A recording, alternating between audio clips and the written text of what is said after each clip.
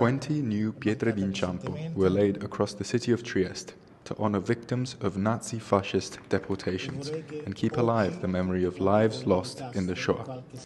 The brass plaques have been set into pavements at the last known addresses of the victims, bearing their names as a daily reminder of history and a call to reflection. Negli anni scorsi si ricordava il dramma della comunità ebraica, 6 milioni di morti. Adesso ha una doppia valenza perché finiamola.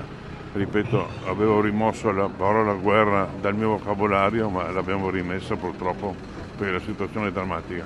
Allora oggi mi fa piacere perché siamo tutti uniti, non ci sono contestazioni, insomma va bene così.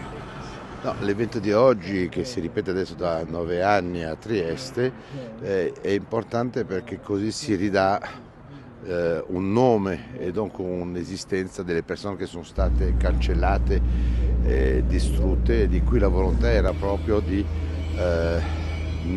togliere la loro umanità.